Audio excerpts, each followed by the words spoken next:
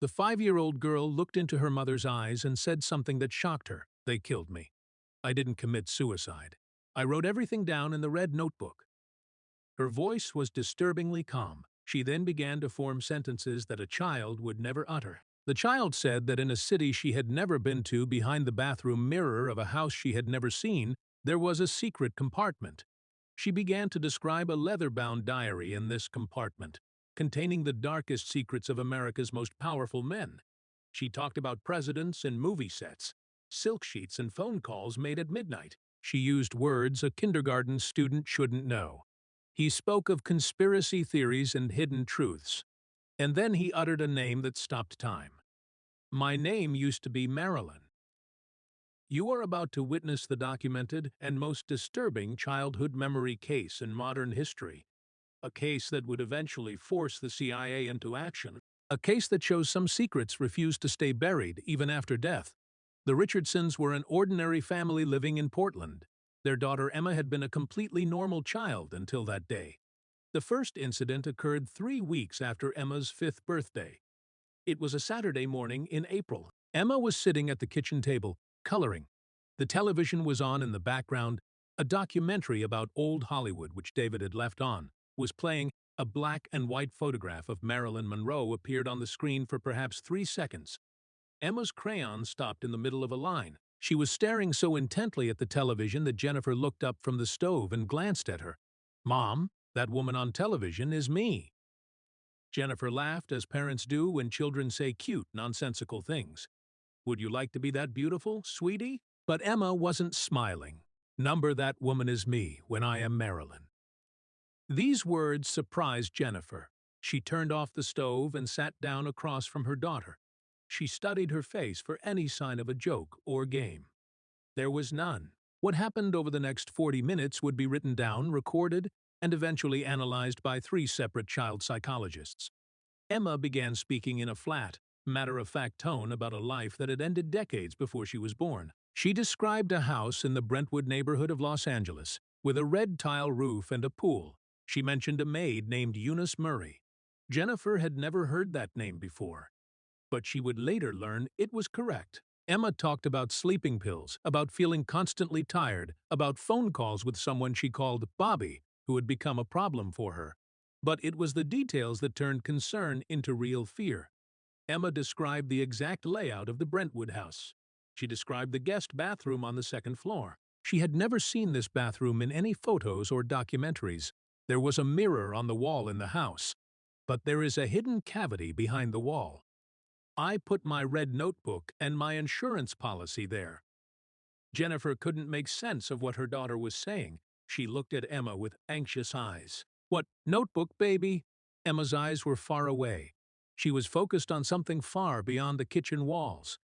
"I have a notebook where I wrote everything. I wrote all the secrets they told me in that notebook. Everything is written there about the missiles in Cuba, the tests in Nevada, who really gave the orders, who slept with whom, and which senators were put in danger. Jack told me some things when we were alone. Bobby did too. They only saw me as a pretty face. But I understood more than they thought. I wrote everything in the red notebook with a gold clasp. If anything happens to me, they might try to make me look like just a crazy girl who took too many pills. That is when someone would find that notebook." The child's sentences were wrong. The tone of voice was different. 5-year-olds don't use phrases like "put at risk" or "insurance policy." They don't talk about geopolitical events or extramarital affairs. When David came home an hour later, his wife was sitting on the couch, pale and silent. Emma was in the corner, playing with her toys as if nothing extraordinary had happened. Jennifer told David what Emma had said. David's first reaction was to laugh. Children can say strange things. They absorb information from unexpected places. Maybe she heard something on television. But Jennifer held his arm with surprising strength. "She described the house, David. She described the house where Marilyn Monroe died. I looked it up on my phone. She is talking about the guest bathroom, the layout of the house, things that aren't in public records. She talks about this red notebook as if it were real. She talks about it as if she had hidden it herself." David opened his laptop. He began researching, hoping to debunk all of this in a few minutes. He found dozens of conspiracy theories about Marilyn Monroe's death. her alleged relationships with President Kennedy and his brother, CIA involvement, and covered-up evidence. None of them mentioned the red notebook. None of them mentioned the hiding place behind the bathroom mirror. That night, Emma woke up screaming. Jennifer ran to her room. She found her daughter sitting up in bed. Tears were streaming down her face. She was having trouble breathing. They're holding the pillow. I can't breathe. I am trying to fight, but I am so tired. The pills are making me so tired. And they took the notebook from there. Eunice let them in. She let them take the notebook. Jennifer hugged her daughter. She told her it was just a bad dream. She said everything was okay. But Emma pulled away. She looked at her mother with old eyes that didn't suit her small face. It wasn't a dream, Mom. It was a memory. They killed me. And they made it look like I committed suicide. But I didn't commit suicide. I would never commit suicide. I had too many reasons to live. Jennifer stayed in Emma's room until morning. She watched her daughter sleep. Dr. Patricia Holloway was an experienced child psychologist who had built her 23-year career around false memory syndrome. Jennifer Richardson called her office in late May and explained that her daughter claimed to have been Marilyn Monroe in a past life. Dr. Holloway's initial reaction was a mixture of clinical detachment and mild concern. This was common in children with overactive imaginations. Unfortunately, children exposed to adult content due to careless media consumption were becoming increasingly common. Children who truly believed they had lived before were rare, but it wasn't unheard of either. These cases were almost always resolved with proper investigation. He agreed to see Emma on Thursday afternoon. He planned to spend an hour gently debunking a confused child's fantasy and suggesting some parental controls for the television. The first session lasted 3 hours. Dr. Holloway began with standard questions designed to determine basic cognition and suggestibility. He showed Emma photos of various blonde actresses from the 1950s and 1960s. He also showed her a photo of Marilyn Monroe. He asked the child which ones looked familiar. Emma immediately pointed to Marilyn. However, she did not recognize Jane Mansfield, Mamie Van Doren, or any of the other platinum blonde stars of the era. Dr. Holloway showed her a photo of Marilyn taken on the set of the movie, Some Like It Hot. Emma lowered her head and said, "That costume was very uncomfortable. The dress was too tight." Tony made them repeat the same scene over and over because Jack Lemmon couldn't get his lines right. Dr. Holloway felt something shift in his chest. Tony Curtis and Jack Lemmon had indeed starred alongside Monroe in that film. But that information wasn't exactly a secret. Dr. Holloway pressed further. "Can you tell me about the house you lived in?" Emma shook her head. She didn't mention the house in Brentwood where Marilyn died. She began describing the apartment on Doheny Drive where Marilyn had lived briefly in 1961. She mentioned a landlord who disliked parties. This detail was so insignificant and vague that Dr. Holloway spent 2 hours that evening researching archived interviews and biographies to verify it. The child described the feeling of sitting in a bathtub filled with Chanel No. 5. This was a famous eccentric behavior of Monroe's mentioned in a few old magazine articles. However, it was not widely known. She mentioned a small dog named MF, short for Mafia, that Frank Sinatra had given her. Every detail was verified. Dr. Holloway asked Emma if she remembered playing roles in films Marilyn never made. He asked trick questions, naming people who were never in Monroe's circle. Emma corrected him every time, but it was the red notebook that dominated the conversation. Emma returned to the notebook again. She described it with sensory details rarely found in false memories. It was leather, dark red in color, almost burgundy. It had a clasp. It had a small lock, but the lock no longer worked. On nights when I couldn't sleep, I would write in it late at night. I usually kept it in my nightstand, but after the phone call with Bobby, I realized I needed to hide it somewhere safer. I took it to the guest bathroom, which guests hardly ever used. She explained that she had climbed onto the toilet to reach the mirror and noticed it wasn't flush with the wall. There was a gap wide enough to slip the notebook into, a flaw in the house's construction. I pushed it as far back as I could. No one would find it unless they specifically looked for it. Dr. Holloway scheduled 4 more sessions over the next 2 weeks. He worked with trauma victims and people who claimed to have past life memories. He brought in his colleague, Dr. Raymond Torres, an expert in dissociative disorders. Dr. Torres approached this case with aggressive skepticism. He thought it was either a case of elaborate coaching or a real but explainable case of cryptomnesia. He grilled Emma for hours. He asked questions about historical events, cultural references, specific dates and places. Emma answered some questions correctly. She admitted she didn't know others. "I wasn't paying attention to politics back then. I was trying to pursue my career," she said. Her knowledge structure was inconsistent in the way that a real person's memories would be inconsistent. It didn't have the uniform accuracy of someone who had memorized a script. Dr. Torres left the final session visibly shaken. He told the Richardsons he couldn't explain what he had seen. By mid-June, Jennifer and David made a decision that seemed crazy even at the moment they made it. They would go to Los Angeles. They would go to the house in Brentwood where Marilyn Monroe died on the 5th of August, 1962. The property had changed hands many times over the decades. It had been renovated and altered. The current owners of the house were not interested in tourism. After 3 weeks of persistent phone calls and the confidentiality agreement, they agreed.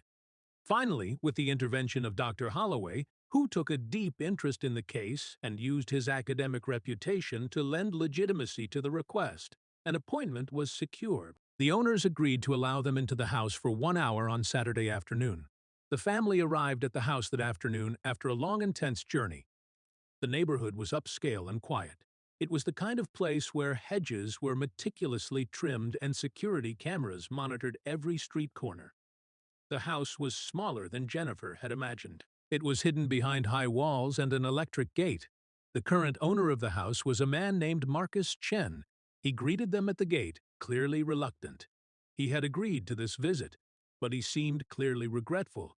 Glancing repeatedly at his watch, he determined they had exactly 60 minutes. Dr. Holloway had arrived on a separate plane. A few minutes after them, he arrived carrying a bag filled with recording equipment and evaluation tools. Emma stopped on the driveway, watching the red-tiled roof and the familiar shape of the building. Marcus led them inside. The interior had been completely renovated. Nothing remained of the 1960s aesthetic, but the skeleton of the house was the same. The layout was the same. Emma wandered through the rooms like someone finding her way by muscle memory. She turned corners without being told where they led. She paused at doorways and looked around with a distant familiarity. Then she stopped at the bottom of the stairs. Marcus frowned.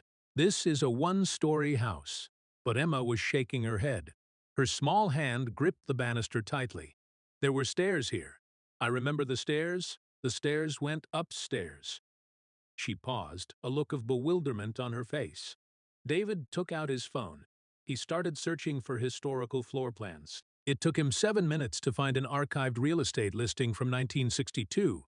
The original house had a small second-floor addition, a guest suite, and a bathroom, which had been removed during a renovation in 1985. The stairs had been closed off. The space had been converted into an attic accessible only from the outside. Emma was describing a part of a house that no longer existed, that she couldn't possibly have known about unless she had been there before it was demolished.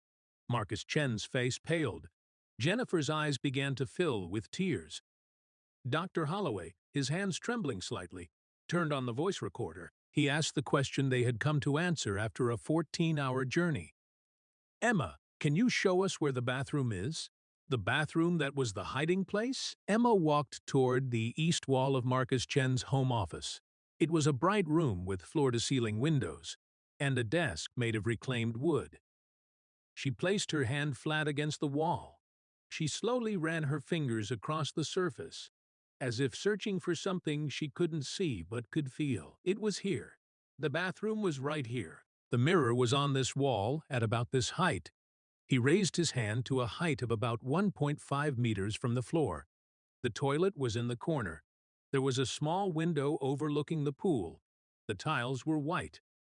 There were small black diamonds in the corners. Marcus Chen took out his phone with trembling hands. He spoke quickly in Mandarin. A few minutes later, he turned to the group with a completely bewildered expression. "I just spoke with the previous owner. I called the person we bought it from in 2018. He still has the original architectural measurements from the renovation work he did in 2003. He is sending me the photos." The phone vibrated. Marcus opened the image. In the grainy photo of the demolition site, The bathroom's ghosts were visible. Dr. Holloway approached the wall. He took out a tape measure and a notebook. He was now documenting everything. Even though his worldview was shaken to its foundations, his academic training kicked in. Emma, you said there was a cavity behind the mirror. If the bathroom is here and the mirror is at this height, where is the hiding place? He quickly calculated, taking into account the wall thickness and the depth of a standard medicine cabinet. It should be inside the wall cavity, probably between 45 and 60 centimeters deep between the studs. He looked at David Marcus. Is there any way to find out if that cavity is still there? If it wasn't completely filled in during the renovation? Marcus ran his hand through his hair. He was clearly torn between wanting to get these people out of his house and his growing, terrible curiosity. The closed-in second-floor attic had been converted. If the wall cavity is still there, it is accessible from above through the attic entrance. They went outside, to the east side of the house, where a narrow service door opened onto a narrow storage space below the roofline. Marcus pulled a ladder out of his garage. His movements were mechanical. It was as if he were watching himself from a distance. The attic entrance was a square hatch in the ceiling of the storage closet. It was covered in years of dust. It clearly hadn't been opened in a very long time. Marcus climbed up first. He shone his flashlight into the darkness. The beam revealed insulation material, old boards, and the skeletal remains of what had once been the second floor. There is not much here, just debris and one thing. His voice trailed off. There was silence for 5 seconds. Marcus, what do you see? There is a vertical gap in the wall structure, right where he said it would be. David climbed up too. He pulled himself into the narrow space and crawled toward where Marcus was crouching. Both of them were now shining their light into the narrow gap between two vertical posts. The gap was about 25 centimeters wide. It extended from the floor level of the old second floor down to the wall cavity below. David could see how someone standing in the old bathroom could reach into this gap, push something in, and make it fall between the walls. Do you see anything? Jennifer's voice rose tensely from below. David tilted his flashlight downward, trying to peer into the darkness. There is something down there. I can see it. Not just dust and insulation. There is an object. Something dark red. His heart was pounding in his chest. We have to get inside from the other side of the wall. Marcus Chen made a decision at that moment that would haunt him for the rest of his life. He allowed them to cut into the wall. He called a contractor friend. His friend arrived half an hour later with his tools. However, he looked very confused, as if he didn't quite understand what was expected of him. They carefully took measurements. They marked the spot on the office wall that corresponded to the void Emma had described. He had done hundreds of renovation jobs. He had seen every kind of surprise hidden inside old walls. The contractor, Luis, carefully cut a rectangle in the wall. The saw hummed loudly in the quiet house. Emma stood in front of the door, her mother's hand on her shoulder. She watched with an expression full of both fear and hope. The drywall was removed. Luis shone his work light into the void. And there, about 4 feet below the old bathroom floor, covered in decades of dust and insulation fibers, lay a leather-bound book. It was a deep red color. Dr. Holloway photographed everything before anyone touched it. He photographed the book's position, the undisturbed dust around it, the leather dried and cracked from 60 years in the dark. He carefully reached into the wall cavity. It was heavier than he expected. It was filled with papers. Slowly, respectfully, he removed it. He placed it on Marcus Chen's desk. The leather was cracked and faded, but the gold clasp was still visible. It was darkened and cracked, just as Emma had described. No one spoke. A silence fell over the room. Dr. Holloway opened the cover with the respect usually shown to ancient religious texts. The first page was filled with feminine, curving handwriting. The ink had faded, but it was still legible. At the top of the page, in that distinctive handwriting, were 3 words. Property of Norma Jean, Marilyn Monroe's birth name, the name she was given before Hollywood made her an icon. Emma walked calmly forward. She looked at the open notebook. This is my insurance policy. Dr. Holloway began turning the pages, his hands shaking so much he could barely hold the paper. The notebook was filled with entries, some dated, some undated. There were names like Jack, Bobby, Frank, Sam, and descriptions of conversations, hotel rooms, late night phone calls. There were details of political discussions about Cuba, Berlin, and nuclear test sites. There were writings about feeling watched, hearing a clicking sound when picking up the phone, and a maid who asked too many questions. And towards the end of the notebook, there was an entry dated the 4th of August, 1962. "They're coming for this tonight," Bobby called again. He was angrier this time. He said, "I needed to disappear for a while." He said I was causing problems for people who don't like problems. "But I am not going anywhere. I am going to hold a press conference. I'll tell everyone what I know. This notebook is my proof. If something happens to me, if I die and they try to make it look like suicide, someone will find this. Someone will learn the truth." The words ended there. The remaining pages were blank. Dr. Holloway placed the notebook on the table. He had no explanation. All the rational frameworks he had built over 20 years of academic work were inadequate for what lay before him. Emma reached out. She touched the notebook gently. Her small fingers stroked the cracked leather. "I remember writing this, late at night, sitting in bed. My hand cramped from writing so fast, because I wanted to write everything down before I forgot. I thought if I documented everything, they couldn't hurt me. I thought if I had proof, I'd be safe." She looked at Dr. Holloway. "But it didn't keep me safe, did it? They came anyway. Then they took it from where I hid it. Eunice told them where it was. Then they killed me. They made it look like I was just another sad girl who took too many pills." Dr. Holloway knelt in front of Emma, his professional detachment completely shattered. "How do you know they took it? If it was hidden, how could they have found it?" Emma's answer was simple and devastating. "Because I remember dying. I remember them searching the house. I remember Eunice showing it to them. And I remember thinking at least the notebook was gone because I couldn't breathe. At least they didn't find it. But I was wrong. I must have hidden a copy. Or I hid it after I wrote the last entry and before they came. My memory is mixed up. Death mixes everything up." Marcus Chen had pulled out his phone and was frantically searching for something. This can't be real. But David had found something else. Something that made the impossible even more impossible. He was searching the news archives on his phone, looking for any reference to the red notebook or secret evidence in the Marilyn Monroe case. And there, in a Reddit thread from 3 months ago, was a link to a document that had briefly appeared on a leak site before being removed. Someone had taken a screenshot before it disappeared. It was partially censored. It was a CIA memorandum dated September 1962. The visible text read, "Asset recovery operation completed. Standard household documents were retrieved. However, the red leather diary mentioned in the subject could not be found despite searches. Wall cavities on the second floor were scanned but yielded negative results. It is assumed the object was either previously destroyed or relocated by the subject. The search was terminated." The document looked like a real document, complete with official letterhead and security stamps, and what they read made their hairs stand on end. The CIA memo admitted that the agents had searched for the notebook but couldn't find it. They had given up. They had missed that thin gap behind the wall by a centimeter, or they had looked in the wrong place. But Emma hadn't missed it. A 5-year-old child had found, as if by hand, what the world's largest intelligence agency had failed to find for 62 years. Emma stood silently in the middle of the room.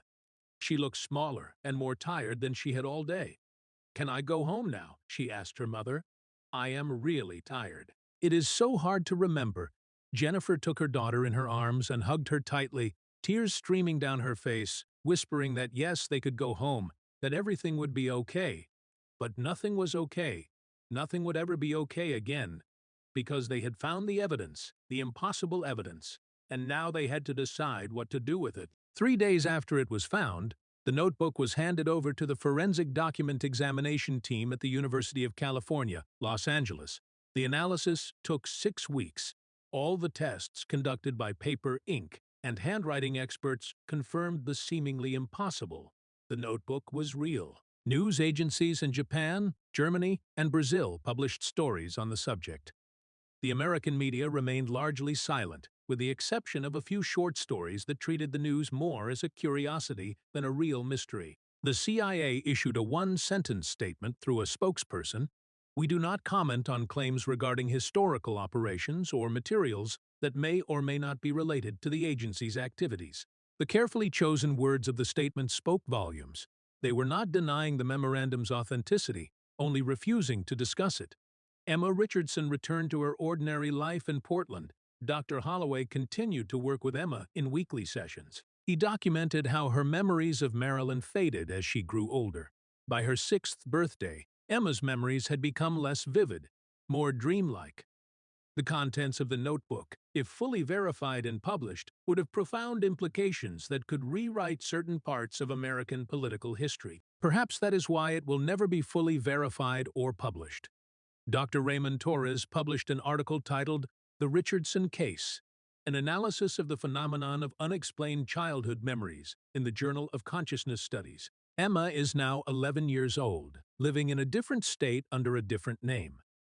The Marilyn Monroe case remains officially unsolved.